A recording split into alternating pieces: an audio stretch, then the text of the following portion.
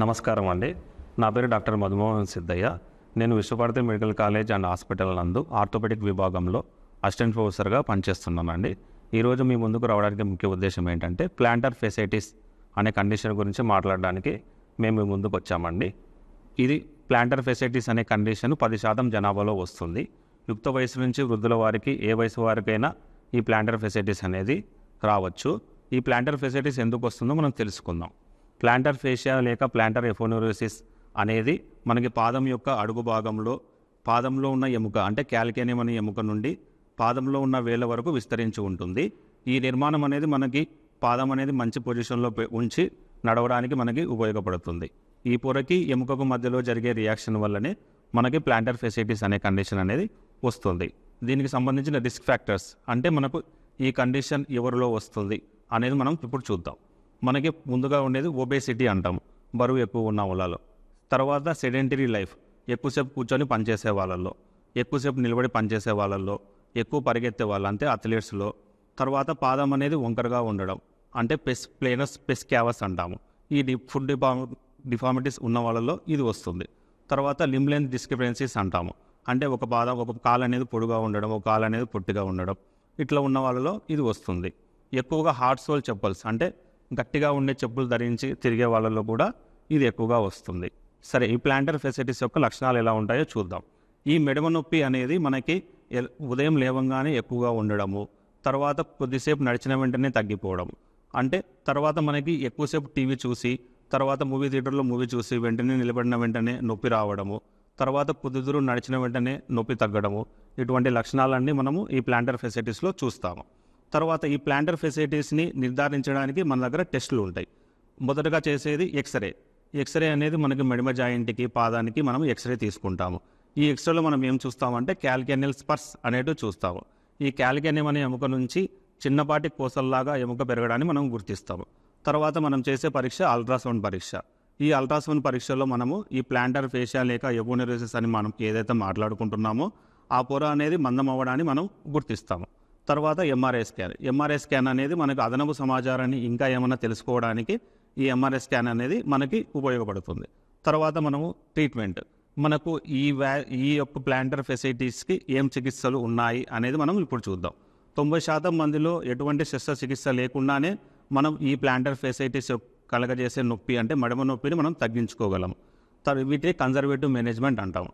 మనకు 1 నెల నుంచి 2 నెలల వరకు ఈ ట్రీట్మెంట్ తీసుకున్నట్లయితే తగ్గుతుంది ఈ నొప్పి అనేది. ఈ 6 నెలల తర్వాత కూడా తగ్గలేదు అంటే మనం శస్త్రచికిత్స చేసుకోవాల్సిన అవసరం ఉంటుంది. మొదటిగా మనం మాట్లాడుకోవాల్సింది మెడిసిన్స్, మందులు. వీటిని NSAIDs అంటాం, అంటే నొప్పి తగ్గించే మందులు. ఇవి మనకి ట్యాబ్లెట్స్ రూపంలో ఉంటాయి, తర్వాత ఆయింట్మెంట్స్ రూపంలో ఉంటాయి. వీటిని మనం డాక్టర్ సలహా మేరకే ఉపయోగించాలి, లేదు అంటే మనకు చెడు జరిగే ప్రమాదం చాలా ఎక్కువగా ఉంటుంది. Next ice massaging, ice pack అనేది తీసుకొని నొప్పి వచ్చే ప్రాంతంలో చిన్నపాటి మసాజ్ చేసుకున్నట్లయితే ఈ నొప్పిని మనం తగ్గించుకోగలం. నెక్స్ట్ మనం హాట్ వాటర్ థెరపీ అంటాము. ఉదయం నిద్ర లేవంగానే మెడమ నొప్పి ఎక్కువగా ఉంటుంది కాబట్టి చిన్నపాటి టబ్బులో మనము ఒక గోరువెచ్చని నీళ్ళు తీసుకొని 10 నుంచి 20 నిమిషాల పాటు మనం పాదాన్ని అందులో ఉంచి పైకి కిందికి ఇలా ఎక్సర్సైజ్ లాగా చేసుకోవడం వల్ల కూడా నొప్పి అనేది తగ్గించుకోవచ్చు. ఇలా మనం 1 నెల పాటు చేసుకోవాలి. తర్వాత మనకి నెక్స్ట్ వచ్చే చికిత్సా పద్ధతుల్లో ఫిజియోథెరపీ అంటాము. ఫిజియోథెరపీలో ఫస్ట్ మనం స్ట్రెచ్చింగ్ ఎక్సర్సైజెస్ అంటే మనకి ఈ పొర గురించి ఏదో మాట్లాడుకుంటున్నాము ప్లాంటర్ ఎఫోనోరోసిస్ అనేది, వాటిని మనం స్ట్రెచ్ చేయడం వల్ల మనకేంటంటే ఆ రియాక్షన్ అనేది తగ్గిపోయి నొప్పి అనేది తగ్గిపోతుంది. పాదంలో ఉన్న కండరాల సామర్థ్యం కూడా పెరిగి నొప్పి తగ్గడానికి మనకు దోహదపడుతుంది. నెక్స్ట్ మనకి అల్ట్రాసోనిక్ థెరపీ అంటాం. అల్ట్రాసౌండ్ అనే మిషన్ ద్వారా మనకి నొప్పి కలగజేసే ప్రాంతంలో ఆ అల్ట్రాసోనిక్ వేవ్స్ అనేది పంపించి మనం చికిత్స చేసుకున్నట్లయితే ఆ రియాక్షన్ తగ్గిపోయి మనకు నొప్పి అనేది తగ్గే అవకాశం అనేది ఉంటుంది. నెక్స్ట్ మనకి లైఫ్ స్టైల్ మాడిఫికేషన్స్. ఈ మాడిఫికేషన్స్లో మనం ముఖ్యంగా చెప్పుకోవాల్సింది మనం వాడే చెప్పులు అయితేనేమి, షూస్ అయితేనేమి, వీటిలో చిన్నపాటి మాడిఫికేషన్స్ మనం చేసుకోవాలి. మొదటగా మనం తెలుసుకోవాల్సింది మీడియల్ ఆర్చ్ సపోర్ట్స్. ఈ ఆర్చ్ సపోర్ట్స్ మనం వాడడం వల్ల మనకి పాదం అనేది ఒక కరెక్ట్ పొజిషన్లో ఉండడానికి ఉపయోగపడుతుంది. నెక్స్ట్ సిలికాన్ సాఫ్ట్ సోల్స్ అంటాము. వీటిని మనము చెప్పుల్లో కానీ షూస్లో కానీ వేసుకొని నడిచినట్లయితే ఆ సిలికాన్ అనేది చాలా సాఫ్ట్గా ఉంటుంది. దానివల్ల ఏంటంటే మనకి ఆ ప్రెషర్ అనేది తగ్గిపోయి మనకి ఆ నొప్పి అనేది తగ్గడానికి చాలా దోహదపడుతుంది. నెక్స్ట్ మనం నైట్ స్ప్రింగ్స్ అంటాము.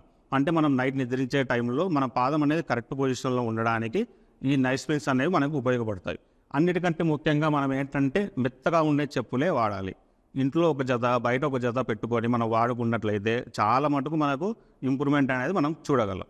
ఒకవేళ ఈ పద్ధతుల ద్వారా కూడా మనకి నొప్పి తగ్గలేదు అని అంటే మన దగ్గర లేటెస్ట్ అడ్వాన్సెస్ అంటే మనకు ఇంజెక్షన్స్ అనేవి మనకు వాడుకలో ఉన్నాయి. ఫస్ట్ మనకు కార్టికోస్టెరాయిడ్ ఇంజెక్షన్ అంటాం. ఈ ఇంజెక్షన్ మనకు నొప్పి వచ్చే ప్రాంతంలో వేయడం వల్ల కూడా నొప్పి అనేది తగ్గించుకోవచ్చు.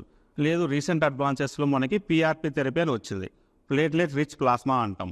పేషెంట్ రక్తాన్ని తీసుకొని సెంట్రిఫ్యూజ్ అనే మిషన్ ద్వారా మన ప్లేట్లెట్ కణాలని వేరు చేసి మనకు నొప్పి వచ్చే ప్రాంతంలో ఎక్కించడం వల్ల కూడా నొప్పి అనేది మనం తగ్గించుకోవచ్చు.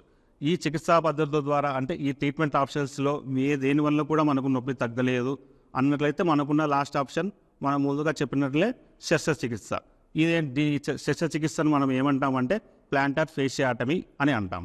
సో ఇవన్నీ ఈ ట్రీట్మెంట్ ఆప్షన్స్ అన్నీ మా విశ్వభారతి హాస్పిటల్ నందు అవైలబుల్గా ఉన్నాయి. మా దగ్గర అత్యాధునిక పరికరాలు ఉన్నాయి. మా దగ్గర అనుభవజ్ఞులైన వైద్య సిబ్బంది ఎప్పటికీ మీకు ఎల్లవెల్లా అందుబాటులో ఉంటాము. మా వైద్య సేవలన్నీ మీరు వినియోగించుకోగలరని మనవి చేస్తున్నాము. ధన్యవాదాలు. Thank you.